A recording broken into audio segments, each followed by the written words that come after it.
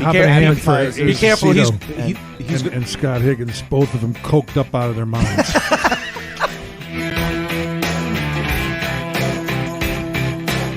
Listen to you. He's down in the basement. Yeah. Oh, I love that. I think we should call this the Acement. The Acement, yes. Yeah, what do you think there, huh? I like that. The Acement Studios. Excuse me, I'm drinking beer. Hold on a second. We usually drink bourbon on our end Yeah, when we right. do the podcast, so That's all right. feel free to enjoy yourself. Yeah, exactly. You shoot an 8-ball if you want. We don't care, as long as it's good stories.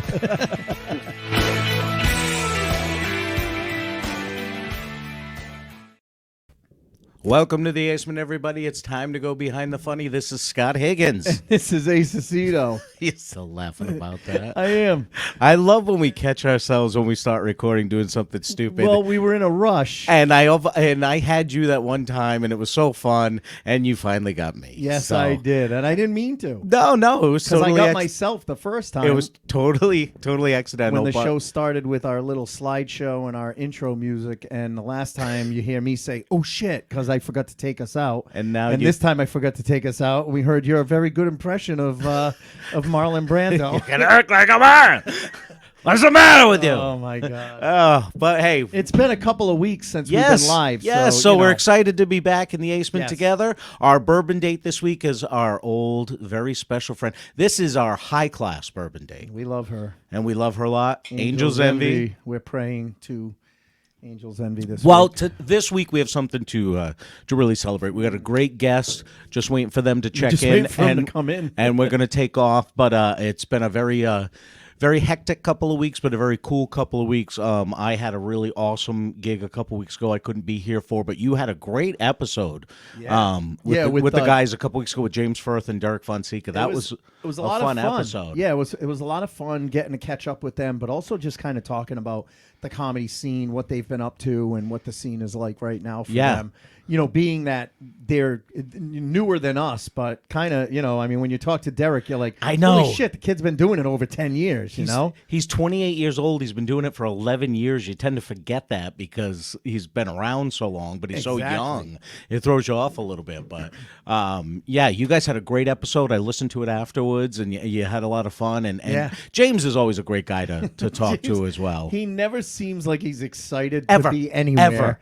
But it's just him. He's just awkward, and he admits it. Yeah, he admitted yeah. it on the episode, because at first I was like, does he even want to be here? And then every once in a while he'd be like, yeah. But when you see James on stage, it's the same thing on stage. It's just... You could light a stick of dynamite under his ass, and he'd be like, "What was that? That was loud. That was loud." Yeah, exactly. That's just who he is. Just But how he is. that's what makes him kind of endearing and makes him funny. Yes. Is because that's his personality, and we love Exactly. James. But yeah, I had a really cool gig that night. We had I know. I'm so jealous. dude. I got they sent me the video. Uh-huh. And what was cool about that, Ace mentioned it that night, but I was able to record live at Daryl's house, Daryl Hall's club in upstate New York. And when I got there, I got there extra early. And 2 days before. on Sunday for a Wednesday I night slept show. in his yard. But the guy that runs the club was their sound engineer for years. Oh yeah. He's got like Grammys in his office, and he's talking to us about doing stuff with them over the years. I'm like, yeah, I saw them in 1990 on their Unplugged tour. He goes, oh yeah, I worked that tour. I was there. I was Yeah. there, and I'm like, holy shit. Then he introduced. Did you go into? That must have been really cool. Did you? Was it backstage? Did you like have water backstage? That was awesome. I was so fanboying out, And then he introduced me to the kid that's helping set up the sound. Yep. And this kid's father is Billy Joel's guitar player. Oh, that's crazy. I'm like, holy shit! And then they bring us back to the green room, and you're reading the wall, and there's Tommy Shaw's signature. There's Kenny Loggins' signature. Did you get to sign the wall? Yes, they had to sign the wall. Shit. That's and I'm like, awesome. oh my, this is just It's about the closest you're going to crazy. get to Kenny Loggins ever, right? Ever. I signed near Tommy Shaw because I love Styx. Yeah. Love Styx. But I asked, can I record my set? And he goes, oh, you don't need to. We record. He goes, we got cameras set up because we shoot the show here, so Oh, my God, we'll record and that's send it to you. awesome. I got it. It is such a professional shoot because three-camera shoot. as I'm walking out, it's from behind me. Yep. Then they got a side shot of me. Then they're showing from the front. I'm like, holy shit, this is Someone amazing. has a new promo video. Yes, they do, my friend. Yes, they do. That's It awesome. was amazing. And thanks, Mark Riccadonna, for hooking us up, our buddy Mark. Thanks, Mark Riccadonna, for not hooking me up. I'm calling him out. No, I'm kidding. No, well, it's a new, I gotta reach out it's to a new him. show for him. Yeah. He's only done 3 so far. Oh, so wow. this is really new for him. Yeah. It's new for them to do comedy there. They do once a month on a Yep. Wednesday night. Yeah. So they're just rolling it out No, too. I'm gonna reach out to Mark because I would love to do that. It was a full room, Yeah. and it was a great crowd. It was just a lot of fun. And Kerry Louise was on the show, Yep. and we love Kerry. And you said Frank Vignola from New York. Yes, Frank was the on show? first time I worked with him. You know him from back in the day. Yep. And what a funny bastard he was, He dude. is funny. Literally one of those shows, too, as a comedian. You feel confident. You've been doing this for a while. But she goes out and does 15 minutes up front and crushes. Yep. Then Frank goes out and levels the place. Yep. And then she goes back up, does another 15 minutes that's better than her first 15 minutes. I'm like, I don't want to go out Yeah, there. right. I'm afraid Because you're cowering in the I'm going corner out at that point. last to do the final 30 minutes. And I'm like, I really do. Yeah. How am I going to follow these two? They both did great, but the crowd was so hyped. Yep. And they just loved comedy and they loved funny. That's and awesome. what they got was 3 different comedians with 3 Yeah. different perspectives. Right. So it was perfect. It wasn't everybody talking about the same things. Yeah. So that helped a lot too. That's so it was a lot of fun. Food was good. Yeah. Club was Mike cool. Murray would be happy. First He fed off, the they comics. fed the comedians. Well, I had a pretty cool experience last week because I went to Florida. Yes. And our friend Mary Ellen hooked me up with 2 shows. One was at the over 55 community that she lives in, which, you know what? That was a fun show. You've been talking for a while how you can't wait to start doing those shows. Well, guess what? I started the Gave circuit. it a test run. Yep. It was like doing the mini villages. But then she did a Funny for Fun show, and that went okay. Go ahead. Ask me why.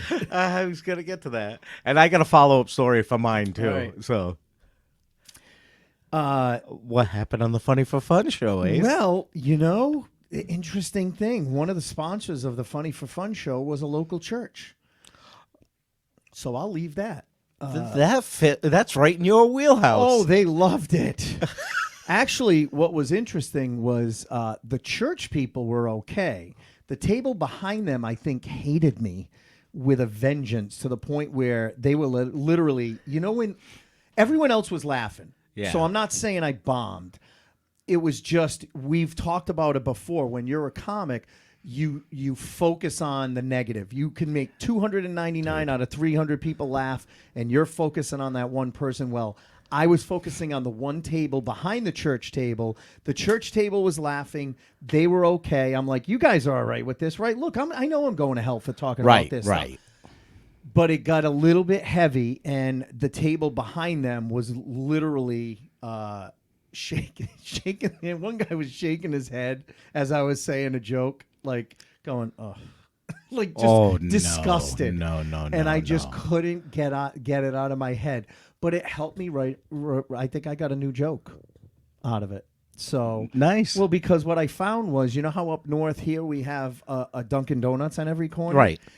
In the west coast of Florida, at least where Mary Ellen lives, there's a church on every corner. Ah. I have never seen so many churches literally just thrown up everywhere. And They want to cover all their bases, I guess. but it was crazy because I found the guy before me who we're going to get on, he is hilarious. This guy, Johnny Mack. I got to work with Lou Angel Wolf while I was down there. Yeah. But Johnny Mack did all kinds of political stuff. They loved it. They ate it up. Start talking about God and Jesus, Oh, and they yeah. fucking hate you. You I turn them on a dime at that point. at least that table. So I was like, well, there's Dunkin' Donuts on every corner here. There's a church on every corner there. And I just don't understand the mindset down there. Well, I'm gonna have to change my act when I get down there because there's part of your joke of what's important to people in the North and the South. Yes. If you talk bad about Dunkin' Donuts up here, you'll get lanced. Yeah. You go down there, it's God. Talk about but you God. can talk about Dunkin' Donuts. But the craziest thing was I was sitting there and I'm still working it out. Yeah. But my thought was, here's these people who are like, I'm not going to let the government tell me what to do. It's America. I got freedom of speech. I can do what I want. And then all of a sudden, Until you start having freedom of speech. Those same people on a Friday during Lent. Oh no, I can't eat meat. Yeah. Church said I can't eat meat. Where's the fucking you know? So, but of course, if you're going to do that joke, you have to write the hypocrisy on the other side. Yeah, too. of course. So I You have got to to compare and contrast develop both. the other side of the joke. But, So Wednesday night, Daryl's house, awesome. 21 years of comedy, one of my favorite nights. yeah. The very next night, I'm doing a fundraiser Yep. Keep talking. at a Polish American club in Eastern Connecticut. And I tell this story. Then on Saturday night, Yep. I have my Bradley Theater show, our first one of this year. Yep. Start of our 9th season. We sold 391 out of 400 Wow, tickets. that's Amazing awesome. night. Rhonda Corey, Max Docelli, Tracy Locke. Oh my God. Lit it up, right? Oh my We had God. her on a couple of years ago. She's Just amazing. tore the stage up, and Dan Smith crushed Yeah. at the end. Oh, that's awesome. Just they were everybody was phenomenal. Rhonda and Max I've worked with a lot, and I knew them well. Tracy I haven't worked with much, and Dan I haven't worked with much. So Yep. I mean, just show beginning and end was great. But I told this story to start off the Bradley show, and I'll tell it Yep. the same way that right now that I told then, because it's not a joke. It just was stories. And being a comedian, people ask all the time, "What's it like getting on stage every night?" I said the best way I can describe it is one night you walk off stage like I'm the shit. I am the shit. Oh, yeah, that was last Friday and night. the very next night you're like I am a piece of shit. and that was Saturday night. You're either the shit or a piece of Or a shit. piece of shit. And I said to the crowd, and that happened to me this week because on Wednesday night. Daryl Hall's club. Yep. I'm music geeking out. The guy's, I've been a fan of his for years, blah, blah, blah. Have a great set. It was amazing. Flash forward 24 hours later, I'm on stage at a Polish American club getting heckled by a drunk lady that was shut off by the bar before the show started. But they let her stay. Because she's mad that she got shut off, so it's my fault, and she's heckling me. And I got so frustrated. At one point, I said to her, "Ma'am, are you driving home tonight?" And she goes, "Yes, I am." And I said out loud into the microphone to the entire crowd, "Good." And I looked at the crowd to Bradley. I go, "Piece of shit." I go, I'm a shit.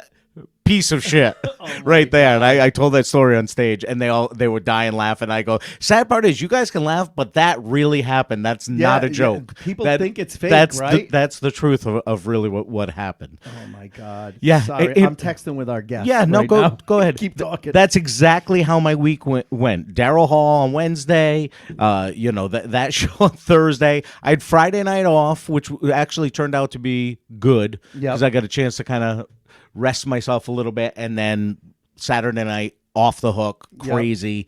It was absolutely incredible week. And then this past week on Saturday night, I had this fundraiser that I was hired for just to do comedy, not Funny for Funds or anything. Just myself, and they said bring your own opening act. Yep. And Who'd you bring? Tyler Hittner. Okay. And show was great. Show was phenomenal. These people were absolutely amazing. But you were just talking about it a minute ago. I'm on stage. Tyler's doing 20. I'm doing 40. I get up there. I'm going along. Now I'm talking 135 people, and you can't walk through this room because it's a very small place. It's a very small place. I even said, at the beginning of it, the very front tables were touching the edges of the stage, and the bathrooms were at the front corner of the stage. So I said, I want to thank you guys for making it that people have to actually step onto the stage with me to go to the bathroom. I appreciate that. That's perfect.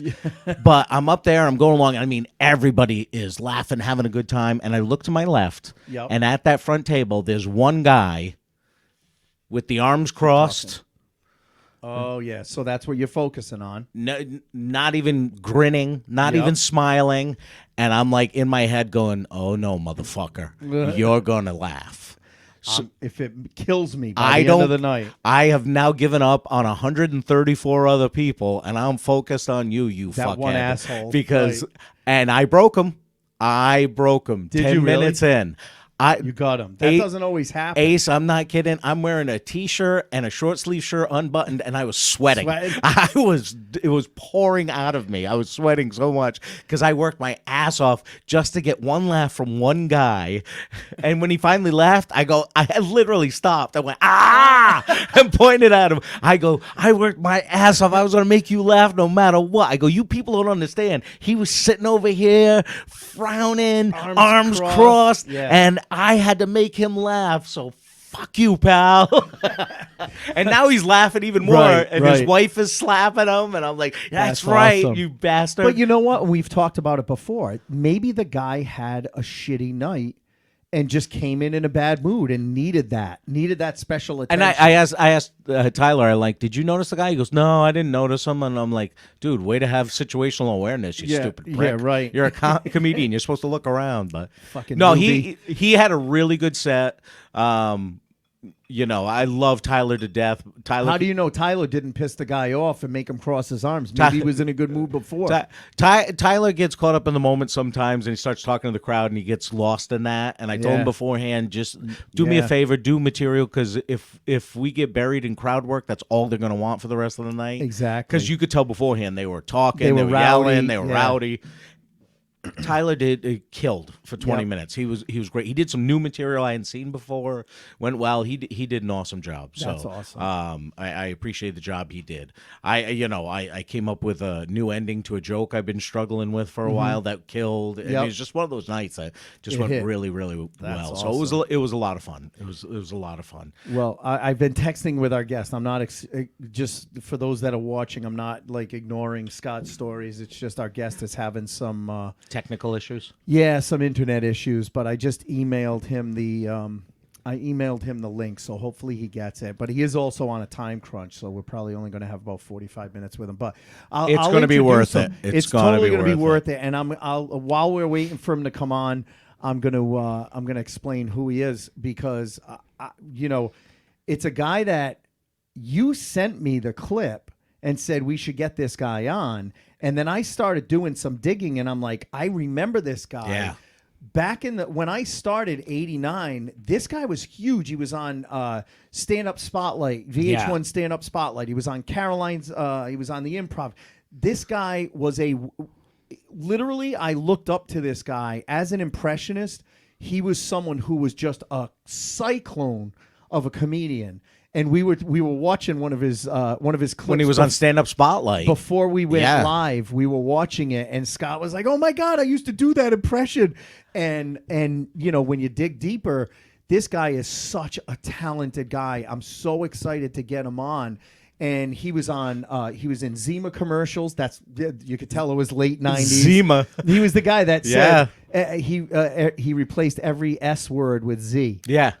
Zima. It's something else. You know, it was that guy. Yeah. He was. He had a sitcom where he played. I loved it. I watched the pilot last night. It's on YouTube. Yes. It's called Rhythm and Blues, and this guy was. Like I said, the only way I can explain it is a cyclone of comedy. He was so funny, and it was about a white DJ that gets hired by a black station because they think he sounds black, and then he shows up and he's white, and they're trying to figure out what to do with him.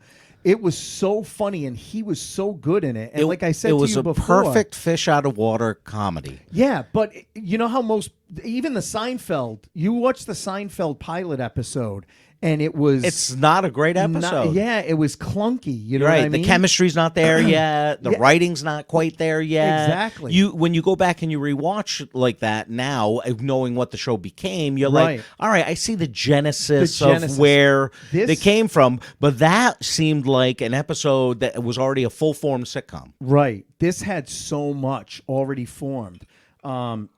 hold on, Scott. Talk, because our guest is calling me. Yeah, and I was always a fan of his because not just because of his impressions.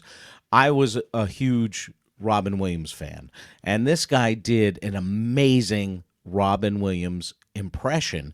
And one of the things about his impressions that were amazing is he didn't just do the voice; he embodied the character. When he would do, his Columbo, his body would morph into Columbo.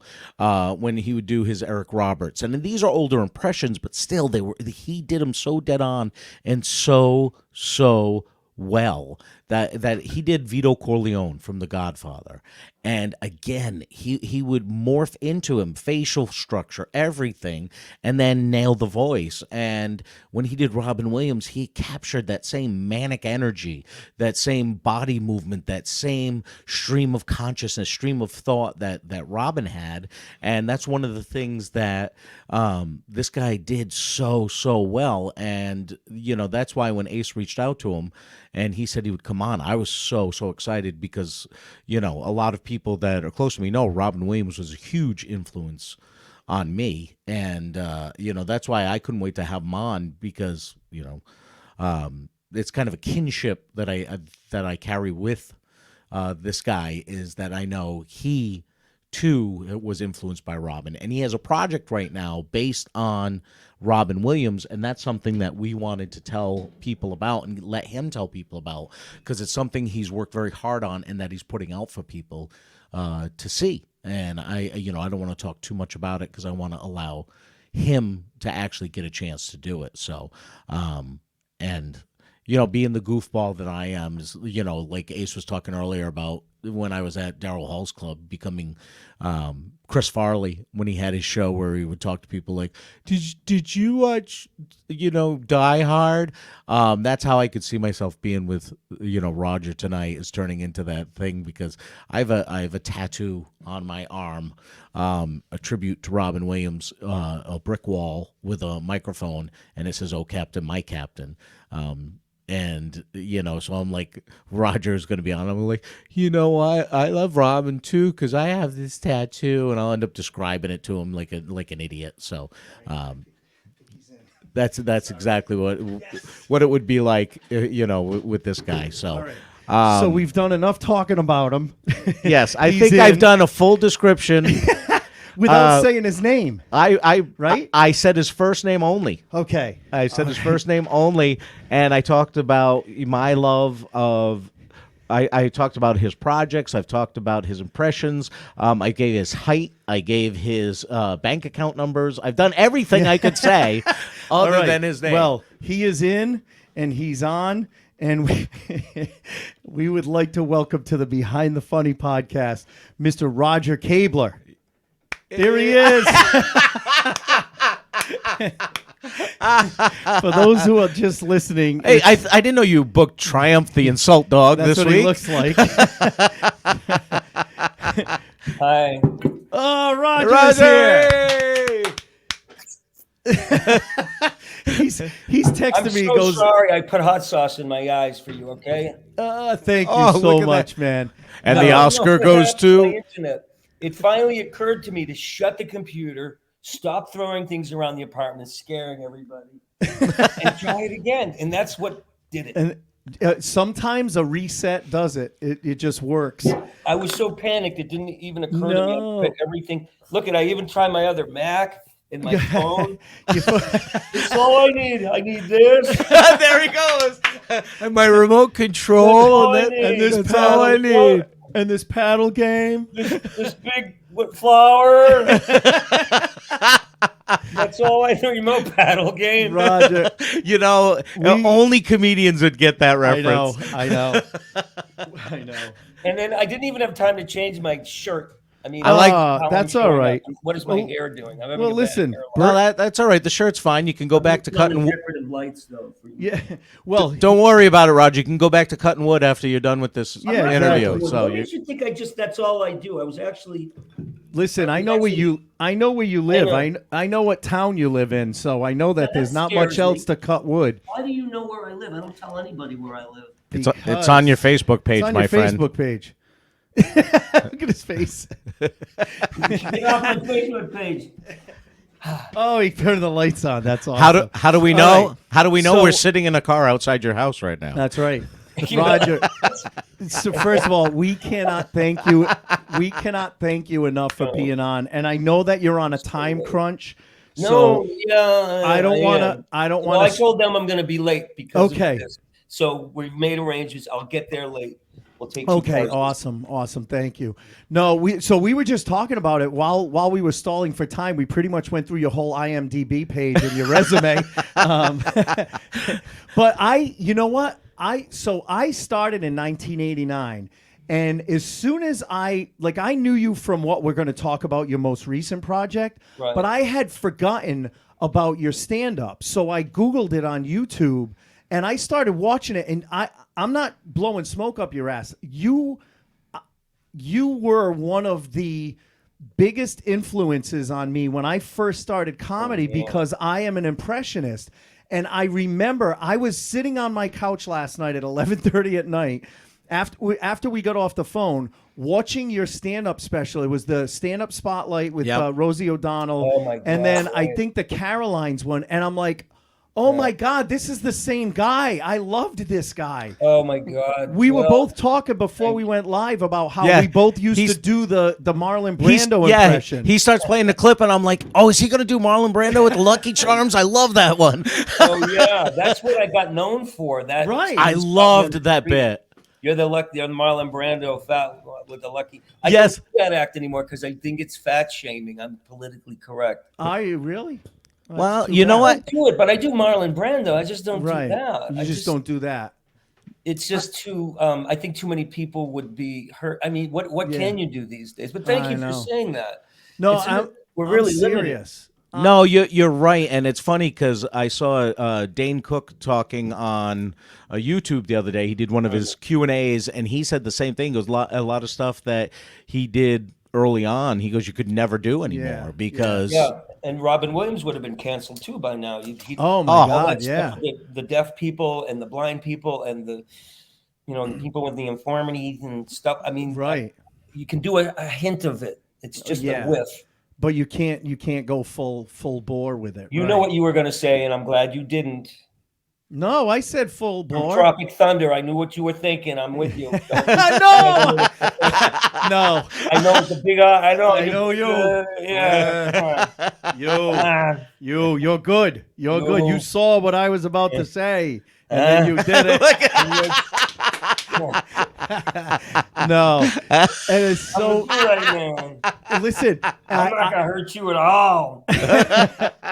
I also watched I watched the pilot of your show, Rhythm and Blues, and I remember when that was on as well, and we were talking about it before we came on. No, stop! Don't do it. Thank you for bringing up all these painful memories. But in all seriousness, that pilot, I watched that pilot, and even like Seinfeld's pilot was very clunky, and you couldn't really see. You could see kernels of the potential, but you were so good in that pilot. Like even while other people were maybe clunky with the dialogue or cheesy, you were like I don't know. I've used the word cyclone about 400 times. Well, you had such a high energy nature about you, and I think that's one of the reasons.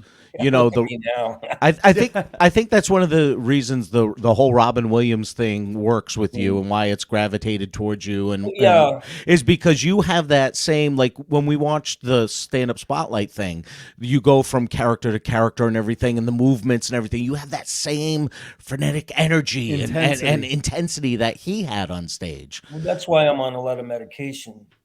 So was he. You're right. Yeah, well, he was different medication, but legal and illegal. Yeah, I take something that you if you crush it and snort it, you get a rush of sanity.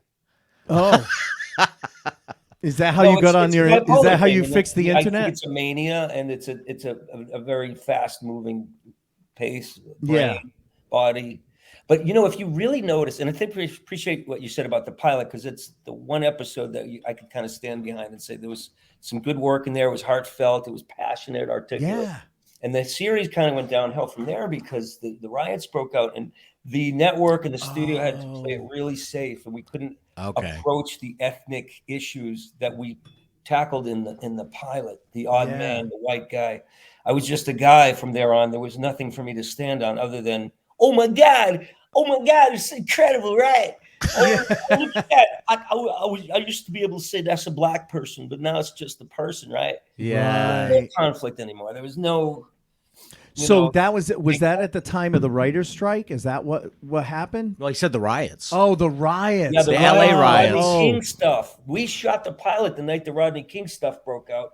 I walked out of the studio in LA, KTLA studio, and the city was on fire. Wow. And Madonna's recording studio was right next door to my hotel, and the roof blew up. And me and my two friends took the fruit basket that we got from the network, and we didn't know when we'd eat again. Right. We drove into the car, and we're like peeling bananas and watching LA burn. And it was, remember, I mean, it was. Yeah, you're right. It was brutal. How surreal is that you just get done filming this pilot? I mean, every comedian dreams of having that moment, and then you walk outside and you're watching a city burn down. Right, I mean, and this because it was a racial motivated riot. Right. We were backstage filming the pilot and watching the verdict. Wow. The Rodney King verdict. I'm the one white guy, and I'm surrounded by African Americans.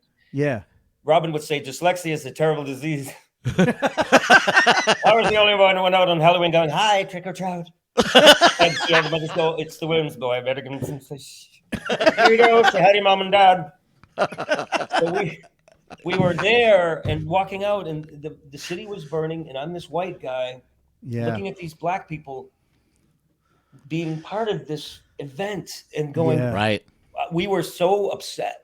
Yeah. We were really upset that this was happening, that the verdict came down, and that we were going to have a race war. I couldn't get out of the city. I had to lie down on the bottom of the cab to get out of the city. Really? Yeah, it was like the burning of Atlanta. Well, what sucks about it too is that was the what was endearing about the pilot was the truth.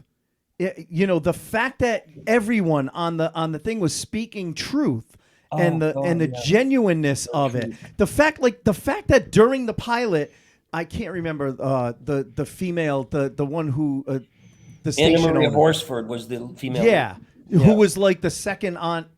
Wasn't she the second aunt on the Prince of Bel-Air? Yes, she was on Amen. Right? Amen with Sharon. Oh yeah, that's right. But when she turned around and said, "You're a white man," like it was just Well, it was genuine. It right. wasn't yeah. And you start looking at yourself. You find the humanity and the funny in it. Right. Well, it was just truthful. Right. And I said to the AP reporter, and this is what got me in trouble with the network, and eventually. Oh, really? I said, if they had faced this head on, and I'm saying it 30 years too late. Yeah. Face it head on. Deal with it. Don't just deal with what every sitcom deals with, domestic issues and whatnot. Right. Deal with the crisis that's going on now in real life. Oh, my God. Time. We would have had ratings. Yes. I would have kept the character. We would have kept our show. Yeah. But the network was like, I'm sorry, you're not going to be able to. Right. They were afraid. Well, they were afraid. And I busted them on it in the AP interview. I said they should take a chance. Yes. Right. Yeah. Imagine if they. Family. Yeah. Right. Exactly. Imagine if they actually faced it and dealt with it on the show. You're right. And I'll tell you, there are talented enough writers out there that could have written a really good episode. They weren't allowed to. I could tell you, Gary Apple's one of them. He worked for the Simpsons, and he didn't get to do what he was good at, and none of us did. And I don't blame anybody. It's society, it's the culture. Right. I do anything I could to pull us all together and keep this ship from sinking. As we just see we're neighbors, we're brothers and sisters, and we have to live bravely. And the point I was going to make is I went off to the AP and said this, and the network was really upset with me for shooting my mouth off. But I think it calls for cards. I think it calls for telling the truth, and I think that would have helped my career. Now, when the series got canceled 6 episodes later or whatever, my agent called me and said, "Hey, Raj, when you're..."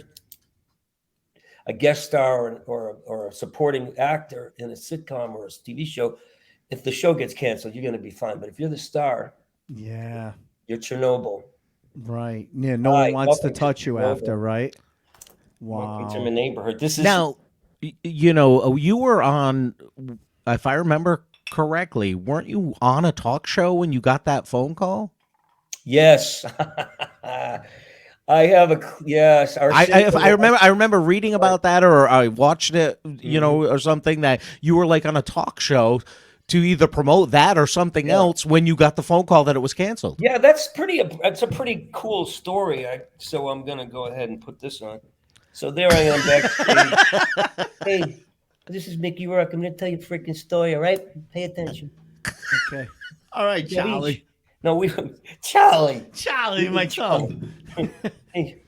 So what happened was I'm backstage at Arsenio. Arsenio. I Okay. know this sounds like a joke, but basically I got bumped from the Tonight Show because this is a kind of a two-parter. Can you hear this story? Yeah. Oh, yeah. Ross Perot's doing 3 segments on the Tonight Show. 3. Wow. Here's the deal. Here's some charts and Yeah, graphs. exactly. Here's the deal. Let And me go through Smarky this Mark, when he was still Smarky Mark and before he was Mark Wahlberg, was on too. So there I am. I'm watching this thing unfold. I'm throwing grapes at the TV because I'm not going to get on. And I got bumped. And I was going to go stand right at the stage door. I'm standing there. I'm going, if I just go on now, and I run out during the taping while Ross Perot's out there with his 800 number and go, what the hell are you doing on this for 3 segments? Don't you know I have a sitcom that's dying? I could have gotten tackled by the Secret Service. Oh, yeah, right. And then made a name, right? That would have been hilarious. Right, on the police beat. But that's the kind of thing you have to do. And my tail went between my legs. My chest and here I am. I didn't make the name. And it would have made the news, and it would have never worked again. But you're right. But you would have made the news. Amazing story. Amazing story. Well, then Jay Leno calls. Hey, I'm sorry. Yeah, we wanted to have you on, but everything. Thanks for calling, Jay. I feel so much better now. So I booked Arsenio and the network was like furious. How dare you? But you got me bumped. So I go on Arsenio. I'm backstage. The show is starting to fade, and I'm going on Arsenio to plug the show, and I get the call that it was canceled.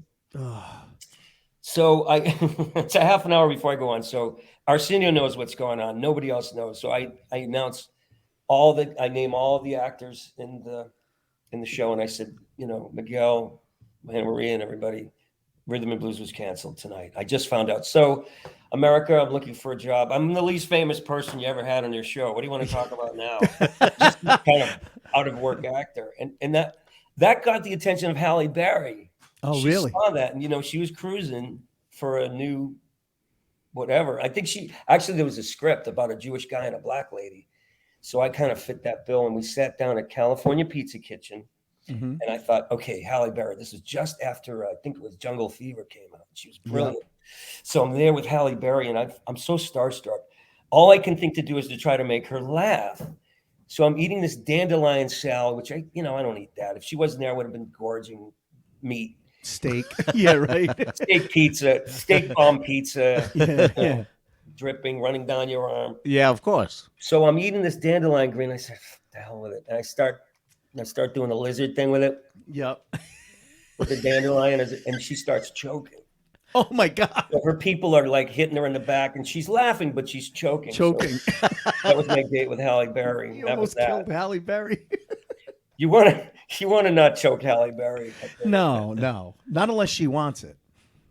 But now, that's you different. Said that. I know, I did. That's Ace. That was Ace Aceto, everybody. Ace Aceto. I will take full That's responsibility. fine. We're all on the same page, but I didn't go there. No. Outwardly. We all thought it. Ace said it. I have no filter. Ace Aceto referenced choking Halle Berry. You never told me the nature of the show. No, it is. No. Yeah, it's an adult show. Now let's.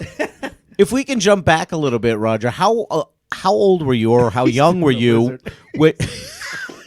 He's doing the lizard for us. Yeah. Now he's choking. That's kind of how it went down. How old was I when? When you discovered that you can do impressions of other people.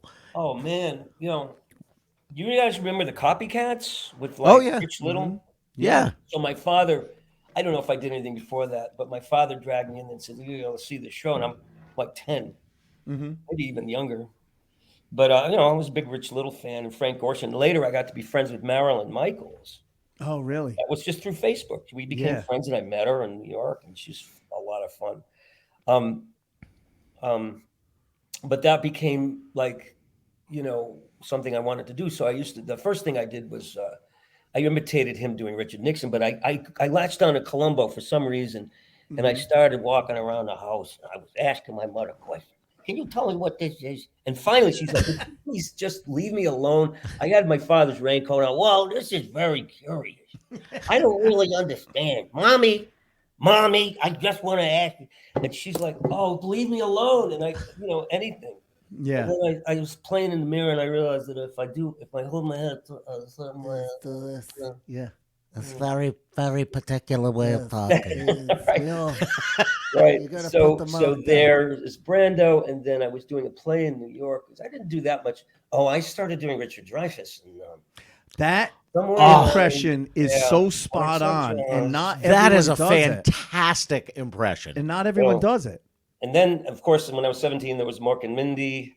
So Richard Dreyfuss was around the time I was 14. I really latched onto that character. From what was it, Jaws? And then Quint from the other one. So Sharkin. Robert Shaw, right? And then the next in line was Robin Williams. And when I saw Robin, I'm like, wait a minute.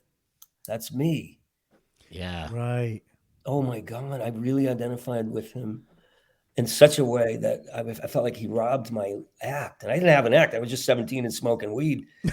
But that was what I wanted to be. And he took it. And I loved what he did. I loved him, and I loved that energy. And I felt like, just anybody who emulates anybody is going to sort of imitate that. Yes. So that's kind of the history of my impressions as I became a serious actor, and I moved to New York and studied with Sanford Meisner. But then did you? Theater didn't pan out as much so I started doing stand-up and impressions. My act was, I built an act for Cabaret that was about a man who goes crazy a man who goes crazy doing impressions. So my impressions weren't as funny, geared towards comedy, as they were more of a dramatic piece. So eventually I would do like the De Niro Kitty comedy show. And I've had Joe Pesci puppet come by me in the face. Cut it out.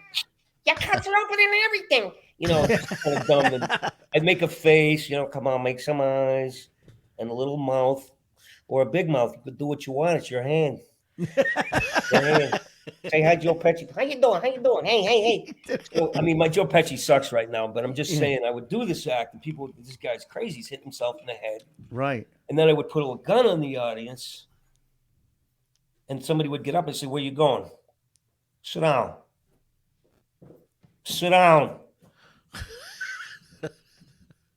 And then the guy would go and sit down. I said, what's the matter with you? It's a finger. Poor guy. There was one time that I was doing a prom or something, and I don't know why. There was some school thing, and some kid was heckling me, and I started to come down there, and the principal started to break us up. And then I did a movie based on this character who was just an impressionist who goes mad, and there's a scene where I beat up a heckler. So does that answer your question? Yeah. Oh my God, that was about 2000. And that's the ultimate fantasy. I wish I could have done that last Thursday night. I wanted to beat up a heckler. Yeah. What happened? We had a drunk lady. It was a fundraiser, and she was shut off before the show started. So she decided it was but of course they let her stay. They let her stay, and she decided it was every comedian's fault that she got shut off, and she was going to ruin the show for not only for the comics on stage, but for everybody in the audience.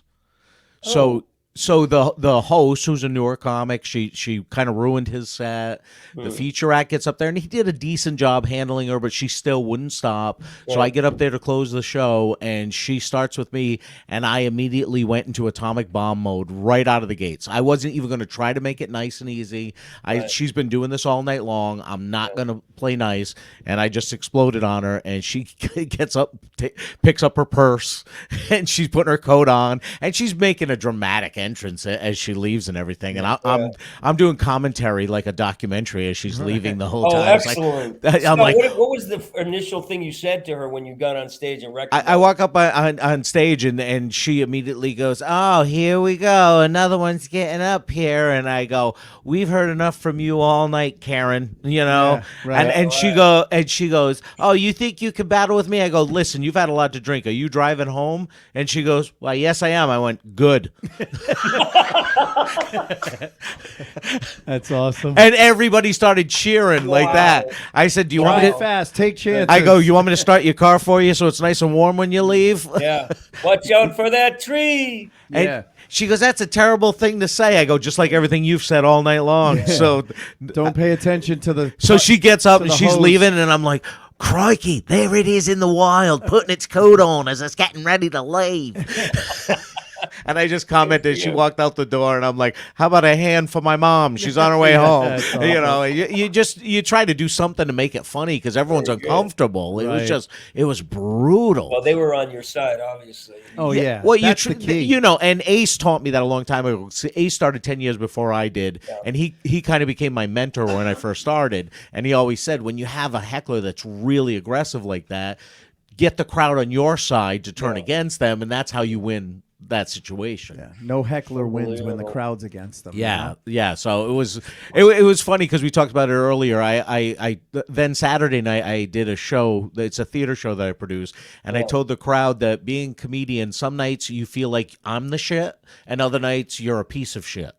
You know, because Wednesday night I did a show that was amazing and it was awesome, and I felt like, wow, I'm the shit. And then Thursday night I dealt with that, and when I said that to her, I said, wow, I'm a piece of shit. Yeah. You know, so 24-hour time period, I experienced both feelings. We are comedians. We do that rapid cycling. I'll tell you, after all the good things that have happened, yesterday something came up. Mm-hmm.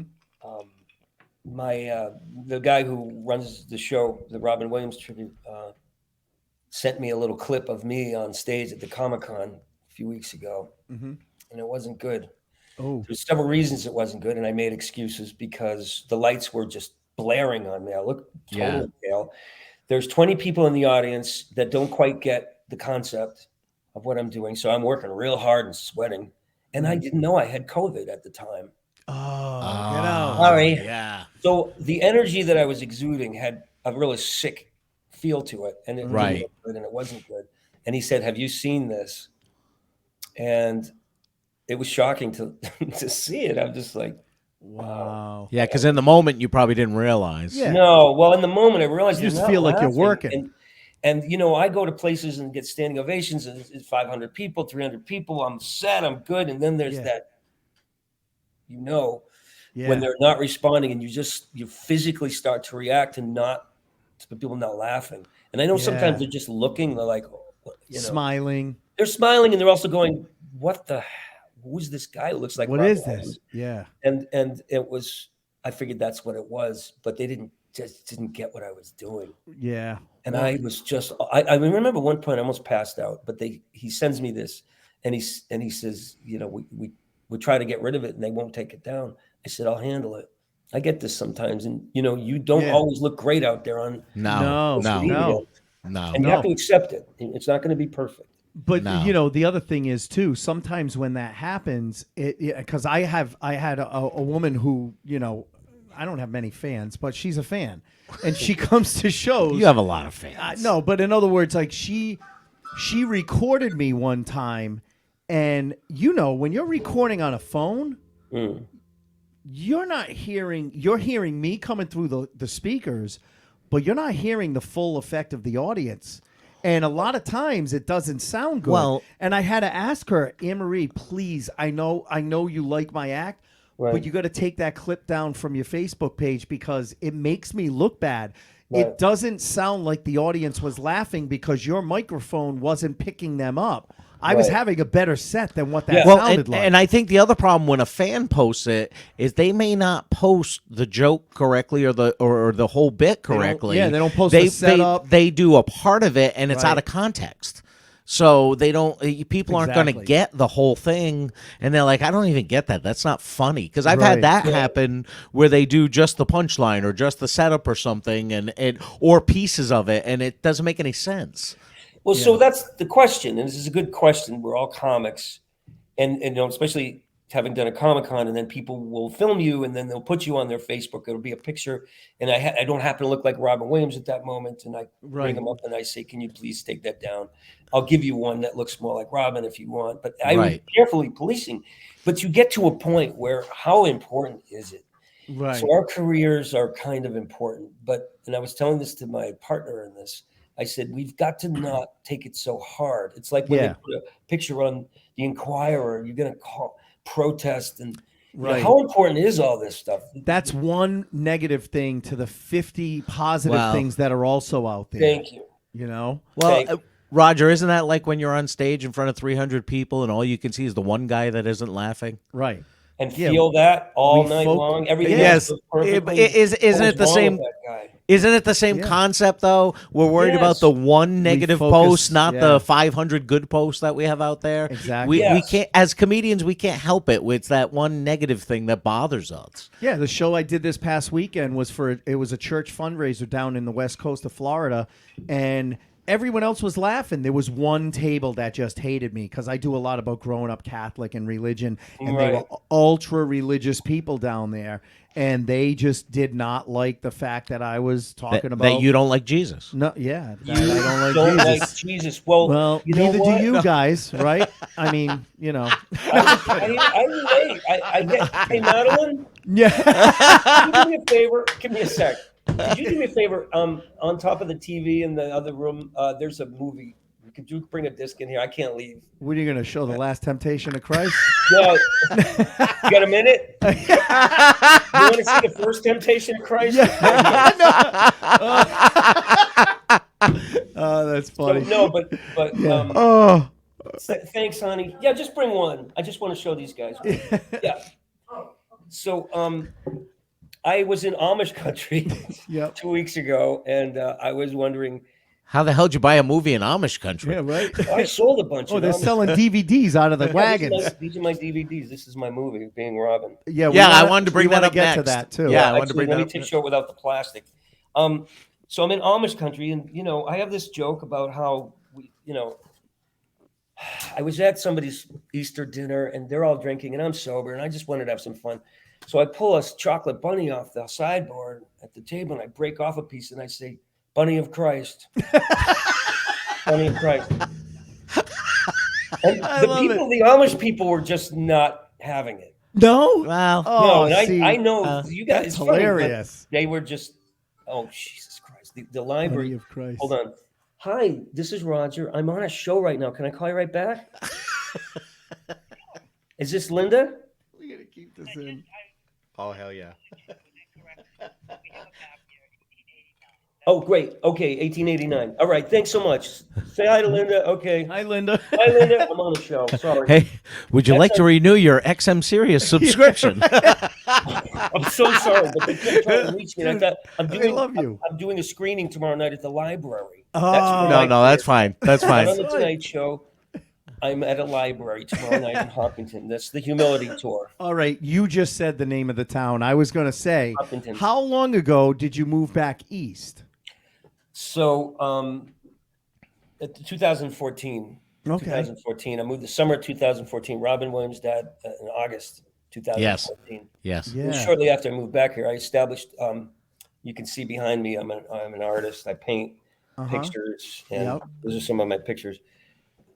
I came here to paint. I was out of Hollywood. I was out of business, and then Robin passed away. And the next thing I knew, I'm in the Robin Williams thing. I'm doing Robin for thousands. Right. So how did you come up with that concept?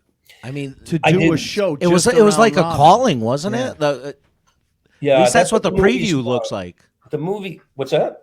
The preview, I saw the preview for it and everything on the site, and it looks like it's not a concept you came up with. You were called to it.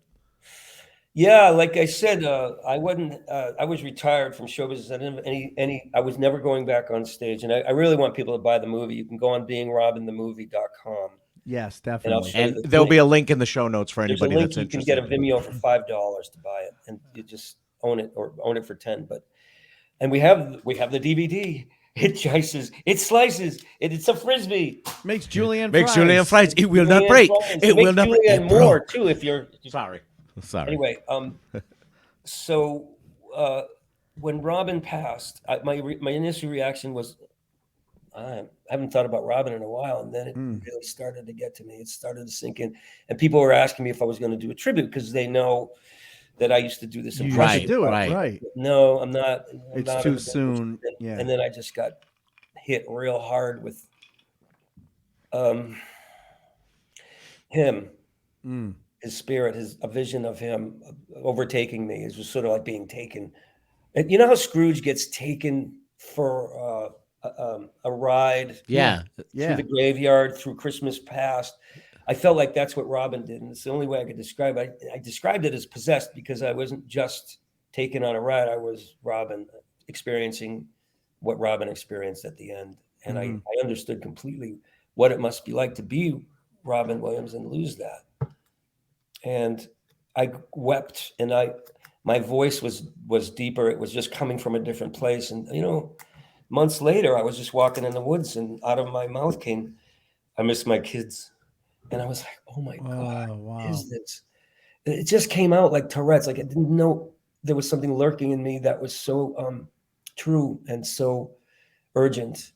And I was like, what the hell do you want from me? Because I was angry. I was being haunted and I didn't feel good about it. And I want to go back to work is what I got. The message was, I just want to go back to work. And I was like, I don't do this. There's no show. Eventually I felt him reaching out. I felt him jumping out of me. He was experiencing things for me. He would grab my paintbrushes. He would grab my girlfriend. I was being hijacked. And I threw him out. And you'll see this. This is what the movie's about. And I threw him out. There's no show. Just leave me be. I'm bipolar. I can't do this. I was very freaked out. And then I gave it some thought. And I said, well, wait a minute. If this is like me not hallucinating or me not being delusional, this is really a spirit, because I've had spiritual experiences. I said, why am I disrespecting Robin Williams? Who am I to say no to Robin Williams? Of all people, someone Of all who you people, looked like, up to, why- right? But I was fighting this fear, this within me that was being dragged. Just when I thought I was out, they Drag me back in. So I got pulled in, and I finally said, Bill Kirkenbauer, who's the guy who, Oh, yeah. he called me early on when Robin died. He said, what are you doing? And I said, I'm just painting. He goes, why don't you think about a tribute? And I said, no. I'm telling you the whole plot of the movie, because the movie's just a documentary about what happened. But we reenacted. Bill's in it. Is he really? Bill's in it. He plays Wow. himself. And he said, and I said no. And I hung up and I said, no, I'm not doing it. But then I called him back in real life. I called him back and I said, okay, all right, what do you want to do? And the next thing I know, I'm performing in front of 600 people at a casino. And Robin had a blast. Robin was like, it's like uncorking the genie. And Right. for 8 years, we've been doing this. And then 4 years into it, I said, I really should try to do like an off-Broadway or Broadway thing out of this where I interact with Robin. But on stage, that would be really hard. So I said, I'll make a movie. Yep. Robin's like, yeah, let's do a movie. And I'm like, well, Yeah. what's your wife? She's going to be like, no, I got it. Shh, it's okay. Yeah. So I, just took me 5 years to do this thing. And it's been very interesting. What people's response to it is, it goes from, oh, I got your movie months ago, I haven't watched it yet, to I got through half of it, to I've seen it 15 times. Yeah. Wow. Yeah. And people have, and they watch it multiple times. And I'm not bragging. I'm just thinking maybe it touches a nerve with certain people. And that's it. It's a deep subject, and right. there's a lot of love for him. So, and I know that you loved him and you have a deep Very much, respect for him. So We're brothers, in some way. yeah, I've always, he was one of my biggest influences in comedy. And when he passed, it had a big influence on me. And my wife was actually worried about me after he passed away. She was very concerned because I went into a depression for a while after he passed. Oh, you did? Yeah, I was really torn up. and I was watching all his movies and his specials nonstop. I didn't perform for a while. I just didn't feel like it, and she was concerned with me. And after a while, I said, you know what, I got to go back on stage because, you know, if the roles were reversed, he would be back on stage. So I went back on stage, and it was a healing because he thing. didn't know you. Right, because he had no idea who I was. Yeah. But I ended up getting a tattoo on my arm, and it's a brick wall with a microphone, an empty stage, and it says, "Oh, Captain, my Captain." Oh, that's beautiful. And I got that as a tribute to him to kind of help myself and get through that whole process, because I just, you know, it was devastating for me when that happened. It just took me. I felt like, you know, my own father or family member had died when that happened. I mean, when John Panette passed away, I'd got to open for John Panette. He was a great guy. He was a nice guy, and I love John. And that broke my heart when he passed. But you know, Robin, who I'd never even met, just hit me hard. It hit me really, really hard.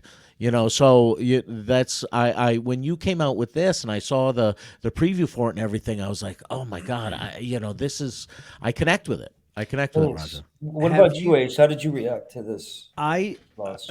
When he died, it was, you know, it was someone. He was someone that I was never obsessed with. I saw him once live in concert at Providence Performing Arts Center. Yeah. And it was amazing. He was never someone like I grew up on Mork and Mindy. I always appreciated his work. I thought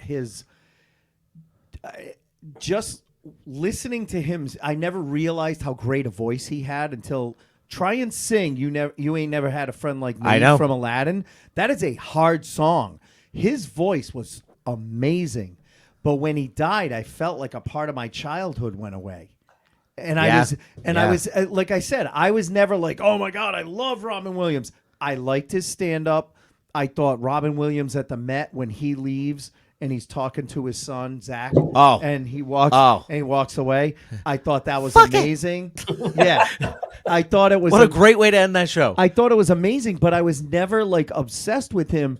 But when he died, I felt a void in my life. I didn't like, it wasn't to the extent that Scott went through, but it was definitely, oh my God, one of my childhood heroes is gone, and it's way too soon. Like, George Carlin was a childhood hero, but George Carlin lived into his 70s. Yeah, it's different. Robin went way too soon. And his, because, and we've talked about this before, I think it's very easy. I think people undervalue comedic actors who can do serious, because most serious actors cannot do comedy. And Robin said it. Robin was one of them. On Inside the Actors Studio, he said, I think comedians can be very good dramatic actors, but dramatic actors cannot be always very good comedians, because being a comic, you got to be brave on stage. You got to be willing to try anything, take chances, which makes that's what you acting a better is about. actor. Right. Well, I used to do a bit called Seinfeld's List to prove the point, which was him playing Oscar Schindler. Hey, what are they doing to these Jews? You can't do that to Jews. Right. Yeah.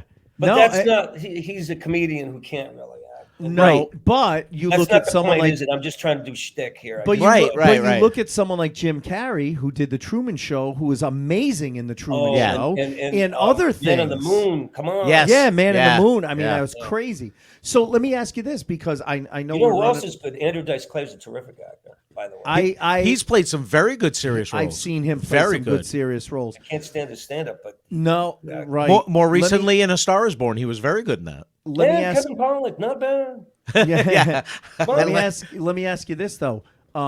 Have you, because you have it on DVD, have you tried to shop it to streaming services? No, I will not do that. I have such a what's the matter? What do you got, beans in your head? That's a fucking way to make money. It's a very difficult situation we have here. This fucking guy's got his movies, trying to get the fucking thing ready. I don't know, Henry. This fucking guy over here. You may fold under questioning. Hey, Silvio, fucking come down over here, all right?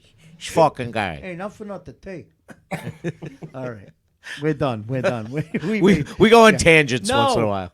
No, Don't seriously. make me stick the dog on you guys. Hey, That's a great dog. Don't ever go against the family again. That's right. What's the matter with you, huh? Act like a man. Look like a man. All right, wait a minute. I'm going to answer your question because I'm an idiot. I know stuff. I'm smart. I'm smart. Dude, I could seriously... Oh, nice college boy. Want to get blood all over the Ivy League suit, huh? You got to see at Main Street. I could seriously just do impressions with you for 2 hours. Just do lines and go back and forth. Yeah. So let's forget the interview. I got nothing. No, Just Gilbert Godfrey doing the interview. Oh my God! I totally forgot where I was. What the hell happened? All right, I'm done. Some Anthony Hopkins would be a lot of fun. So okay, I'm gonna plug in my freaking movie. Yeah, please. But seriously, have you thought about putting it on the streaming services? Because, by the way, I just want to show you this real quick. Yes, this is a moment when I am truly possessed by you Rob. look screen so grab. Dude. I said that before you came on, Roger. I said to our audience that one of the things about you is you didn't just do the voice perfectly. You physically embody, Robin. You look like him. You're in the film where I was totally possessed. Yeah, your facial expression, the shape of your mouth, your eye movement, your body movement, everything. But you totally embody him 100%. It comes and goes. It's just like any radio wave. When I'm doing a stage show, I know I'm out there. I know I've got a wig, and I know I've got an act. And sometimes it goes. I start riffing and. Hey, my brother from a broken rubber. How you doing? Okay. There was one time I went out there, and it was in Florida, and the people there like, the lady's like with her husband. She goes, "Why don't you have a drink with me?" And I'm sober. I said, "Well, I don't drink anymore, but I bet I could eat you under the table." And but it stayed in the act because even though it was an accident, I almost got my ass kicked. I thought that's not a bad, Robin, that's a good line. Right. Robin just comes out sometimes and really. Yeah. But that's why I brought up Jim Carrey, and they said Jim Carrey was not just playing Andy Kaufman; he became Andy Kaufman, and that's what I think you do with Robin Williams is you truly do become him, like you said. Well, it's a conjuring, and I think it's a I'll tell you the process. It's maybe you could say I'm a method comedian, and so is Jim Carrey. But any actor prepares. Any actor goes in and has to get into a certain frame where they can function as that, entity. But what it is with me is I look at a lot of Robin before a show, or I spend a couple, 2 or 3 hours just looking at stuff he did, and I take it in, and then I conjure him. I say, Robin, can we talk? And okay, we get into this thing, and we have a conversation, and eventually we fuse, and eventually it's just one being, and then I'm out of here. He asked me to sit down. I got this. Right. Enjoy it. I'll be out there. He's just using your body. You're a vessel for him. No, I have to allow that process. I'm conscious of the process. Right. Yeah. One time I wasn't. I was walking through the woods where we would rehearse. And I said, Robin, do you want to rehearse? And keep in mind, I'm bipolar, so whatever. And he said, okay, I'll take it from here. Wow. And I said, what do you mean? He goes, I got it. And all of a sudden I was completely free of myself. I was watching my body, my voice, my face, and my brain be completely free of me. Overtaken by him. I've never felt more Robin until I ran into the lady with the dog. And I'm like, I was not explaining myself well. I said, I'm working on a thing. But that was incredibly freeing. And so as an actor prepares, I imagine Robin sitting me in a chair and going, okay, I have this. Because if I'm out there trying to control it, it'll be a sweaty guy in a wig. Yes. Right. Yes. You have to let go. You have to let him come in. Yeah. Wow. But here's the other thing. I know I'm rambling, but no, not at all. The purpose of all of this, there's a part in the show where I feel like it's not just to tell dick jokes. It's Robin had, in my mind, a mission. What would he do if he was here today? Part of it is because I don't feel like anybody else that he was done. He was nowhere near. No. Absolutely. That's unacceptable that he's gone to me. I could not accept it. I And agree. a lot of what's going on is just like you said, Scott. I don't accept that he's gone. I'm doing everything I can to keep him alive, and I'm starting the process of grieving. Behind me, there's a shrine. I don't know if you can see it. But Yep. Yeah. and a candle, and I'm starting to let go because it's been 8 years and I'm tired. Right. But I forgot where I was again. Oh dear. There it is. Let's go. If you need the drugs, Oh, my we got God. them. Come on now. Life by Fabergé. What the hell are we doing? God, I love this. Okay, I can't remember. Bring on the dog. I don't know what I'm doing. Mayday. Mayday. Very interesting. I don't know. Leave me alone. I knew this was going to happen at some point. I didn't plan it. It's okay. I could cry right Thank now. you, Robin. It's okay. Thank you, Robin. It's okay. Hold on. Where were we? Take me back to where we were, and I'll get there. Well, Oh, I that- wanted to point ask. of all this. Yes. I don't think it Thank matters you. at this point. Thank you. Are we okay? Yes. All right. What are you doing? I don't know. Here's the point. The point of all this is that I believe Robin had something he would have done or said to this species at this point. And I do it in the show, and I talk about love defeating hate. And it's really Yep. about, a message of a humanitarian message. It's also fun. It's also funny, and it's about not sitting on your spirit, about letting it fly, not suppressing it. And because it's like, when you're holding in a fart on the first date all night, it's like, Right. you don't want to do that. And so it's funny, but it's also this message that lands. And I think if I do something humanitarian, Robin would, I would have appreciated it, whether or not it's his message or something that I want for him to leave the audience with. I do it as an old Robin, Yeah. I think it's a blend of both. I think your two spirits kind of meld together. I don't know what's going on. I still, And I think it's part of both of you, because I think that it's a kinship between the two of you. yeah, it's like, And that's what comes out and at the end, Well, the fun thing about my show is in the second part, I'm doing this Fringe Festival in Orlando in May. I'm doing like 7 or 8 shows. And the fun thing is that during the show, I do 45 minutes of Robin, and then I take a little break and I come on as myself, and I do all the other impressions that I've been doing for years. And that's called Overactors Anonymous. Which Yes. is a chunk Yeah. of impressions in that 12-step format where they step up and they fight amongst themselves. Right. Yep. Anyway, Now, are you going to be in New England anytime soon doing the live show? well, yes, I have something coming up in June. Where are my people? They say dogs have masters and cats have staff.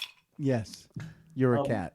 I think in June sometime I'm going to be in Manchester, New Hampshire. Okay. I know that my film is going to be in Marblehead on April 28th, and I'll be doing Overactors Anonymous there, but not Okay. Robin, because Robin's the film. Yeah. And tomorrow night at the Hopkinton Library, I'll be showing the film and talking about the film. Well, we'll have to go on the schedule, and Ace and I would love to come. Yeah, I see you definitely sometime. want to come and see We also it. have film festivals in the area too, and All right. Cape Cod, and I believe in Hyannis, and I think we're showing in Chatham. It's an interesting doing the live show, doing the film. Right. It's a lot. I'm still painting. I'm exhausted. I just got over COVID. How are you? We're good. I haven't had COVID in over a Okay. year, luckily. Not And I'm COVID, manic but- as hell. I've just been like yapping all day. It's my condition. But you know what? Honestly, I know. this I'm has just- been like when I saw that you were, he sent me the thing, and I started doing the research and realizing how much of an influence you were on me early on in my career, and then thinking back to the TV show and then seeing this show, I can't thank you enough, especially because I know that you've got the other thing going on tonight. But we definitely will make a trip up to see you at some point, because Absolutely. we're not far. I would love to. I'm I mean, wicked when I, impressed with you guys. I mean, I appreciate Yeah. you saying that, but I'm kind of a regular person, and I'm actually what I'm going to is it's called Friends of Whitehall. I live near this lake called Whitehall, and we plan cleanups, we plan ecological adventures, and it's a conservation group. So wow. And that's what you're the doing balance. tonight. It's like those are the woods where we shot the movie, and the lake, and It's, So you it's all go and about clean that up. nature. Because otherwise I'd go crazy. I was in Hollywood. How long were you guys in Hollywood? I was never 20 I years. wasn't. I never did. I got it. You know what? I started in '89. I thought I was going to move to New York in '96, '97. And instead, I ended up getting a job in medical sales and have been doing that ever since. Yep. Stuck with the So stand-up I never got to make the move. on the You East still do Coast. the Yeah. road though, right? I mean, you still. Yeah. A little bit, just throughout New England, just because Yeah. of the day job. I can't go to like Montana to do a show. The Chuckle Hut in downtown Idaho. Yeah. Or stuff Chuckle like Hut, my that. favorite. It's everybody's favorite. That's because it's a lot of low hanging fruit. Yes. Yeah. Those are Those were fun. the days, huh? No, they're Yeah, still those are fun. fun. Before our fruit was low hanging to that degree. Or Yeah, well, hey, exactly. we're both in our 50s, so yeah, the fruit is hanging low. Yeah. It hangs below the bottom of the rope now. So it is what it is. Exactly. Let me tell you. You're your own doorman. Yeah, Yes. exactly. Yeah. Exactly. I got my own knockers. Roger, I was so excited to have you on. When I saw the preview for being Robin, let me tell you, Yes. I had a lot. RobinTheMovie.com. It's right here. And I will put the link in our show notes for today for our audience so that they can go. Yep, being RobinTheMovie.com so they can check that out. It's Definitely really different. I think people are talking about being a cult hit someday. And if you're a Robin Williams fan, if you're a comedy fan, you got to check that out. It's absolutely amazing. So, thank you guys. Thank This you was so really much, a lot of Roger. fun. I'm sorry it was so late. No, it was. It was more than we could ask for, man. It was a I'm pleasure sure having you you on. riffed around the whole situation. It's funnier than anything I did. I wish. No, no. trust me, it wasn't. Our impressions are not as good. I can tell you that. Yeah, well, yours aren't, but mine are. Oh, damn! Oh, Hey, oh. at least you came on the last episode of Behind the Funny. Yeah, no. Listen, we really, really appreciate you coming on, and anytime you want to come on and promote I would anything, love to do this again. Yeah, definitely, anytime. And I honestly, put on my impressionist hat because I forgot who I do. I know. yeah, Oh, So open many it, that I do. and Roger. Open invitation. Anytime. Open I'll bring the invitation. lists. Yeah, I'll be and prepared. the other thing is, if we come up and see you, maybe we'll bring the portable equipment and we'll Yeah, just we'll hang record out one on the after or road. Before, Oh, that would be you cool. know? Yeah. That would be We'll cool. go to All right. dinner after the show and hang out. So Well, please tell everybody about the film. We I will. Absolutely. want to get it out there. There's a We'll, humanitarian mission. like I said, not just the show notes, but in the next couple of shows, we'll promote it. absolutely. And get it out there. And I'll be, if you want, I'll do a promotion for your show too. I can't do it now, but if you want to get No together, worries. I'll do some character promoting your show. Oh, that'd be Awesome! Way Thank gone. you, Roger. I got to go turn tricks at Dunkin' Donuts. I'm late. Yeah, hand jobs behind the dumpster for 7 $5 o'clock a at night. piece. It's well worth it. That's bad. No. He's put a glove on. They call me Strength Calls. Oh, a Paul Lynn. Listen, Oh my cupcake. God! It's a Paul. Oh, that's a Charles Nelson. Yeah, Riley. that's right. We're doing the match. We're doing the match game now. I know. Yeah. We're descending into like, we're descending Oh my way God! fast into the 50s, guys. Yeah, I know. So what's the the age range here? Yeah, No, we attract all kinds of ages. yeah, definitely. But listen, Thanks man, again, Roger. Thank you so much Thank you for guys. being Thanks, on. Scott. Thank you. We'll talk to you Fun. soon. All right, buddy. Take it easy. And that was Roger Kabler. That was I'm just literally this is what, our 7th season? dude. I'm That's like, my favorite episode. Dude, already. I'm I like- can already tell you. I'm fanboying out right Yeah. now. I mean, Like you said, like I said, you sent me the clip of him doing Being Robin, and then I started digging, and I'm like, oh my God, I remember this guy. I loved this guy when I first started. Forgot until tonight. Yep. When you started playing that clip from Stand Up Spotlight about, him doing Marlon Brando and the Lucky Charms. Yeah. I did that so many friggin' times. Yeah, me too. When I was like a kid, not a kid, but like Right, when late teens. yeah, right. To my friends going up to them, I love these Lucky Charms. Lucky Charms. Oh, I did that so much. So listen, folks, we can't thank Roger enough for being on. This was a huge show for us. and we hope it was a good show for you guys. It was so much fun getting to talk to him. He is a down-to-earth guy. I want to definitely go and see the show. The live show, definitely. We need to go. And we'll catch up with him and have him do some of the other impressions. But, folks, check it out, www.beingrobinthemovie.com. Yes. I watched the trailer, and it is so good because it's about a guy who literally becomes possessed by Robin Williams. And you watch it, and let me tell you, you're going to believe that he did get taken over because he doesn't just do the voice. No. He fully embodies him. If you liked Man on the Moon and you thought Jim Carrey did an amazing, great example, an amazing portrayal, not impression, portrayal of same thing of Andy Kaufman. Andy Kaufman. You will think that this guy is Robin Williams. Yeah. I love Jim Carrey. Don't get me wrong, but I think this is even better. Absolutely. No, honestly, because he totally embodies Robin Williams when he does it. When you watch the clip, you don't see that guy that was on tonight. No, you see Robin Williams. Yeah, not even when he broke into the impressions of Robin. Williams. No, you don't see it at all. He's immersed in Robin Williams. Yeah. So just a quick promotion Yes. for the Quiet Corner Sci-Fi and Comic Experience on April 29th. I will be there representing the Behind the Funny podcast. Oh, look at you. I believe that you had something that weekend. So April 29th? Yeah. I think I got like 3 shows going on then. No, but I have the dance. No, the Royal Flush. Oh, April yeah. 29th, I have but the this Royal is during Flush. the day, on Yep. that day. I have a dance competition that day. Yeah. Not personally me. Maddie is in the dance But competition. there's going to be some cool shit at this if for anybody that wants to go. Website is obviously www.theqcexperience.com. QCexperience.com. This is their 4th year. They're going to have attractions like Rhode Island's very own The Real Peter Griffin is going to be there. Really? That guy's going to be there. how's it going? It's a real Peter Griffin. Yeah, have you seen the guy do his have, TikToks and yeah. everything? The 1966 Batmobile. Oh my God! Not the hot dog cart. No hot dog cart. That's no good. But the actual Batmobile. According to Mike If you're a Doctor Who fan, the 60th anniversary TARDIS is going to be there. Multiple podcasts are going to be there. We're going to have a couple of panels where we're going to that's talk cool. about stuff. There's, Where is it? It's at the Grill 37 in Pomfret, Connecticut. Okay. In their 4th year, there's fan groups there. There's a robotics club there. Some professional comic book artists are going to be there. A bunch of different stuff. So we're going to be there representing $10 general admission ticket. That's cool. For the day. It goes from 10 to 5. Again, April 29th, and I will be there and hopefully line up a guest or two to hang out with me. That'd be awesome. We've got some great guests coming up. I know Scott and I talked about it at the beginning, but I definitely want to go through.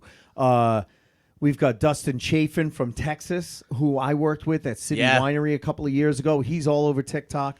Sean Carter, who is a Boston comic who moved down to West Virginia, opened up a Blue Ridge Comedy Club. And is doing very well and with is it. doing awesome with it. So I can't wait to talk to him because, just to talk to him about what it's like being a comic. And then running a comedy club. Well, and then going to an area that really, like, who the hell knows about West Virginia comedy scene and then really building it. And where he is, Bristol. Yeah.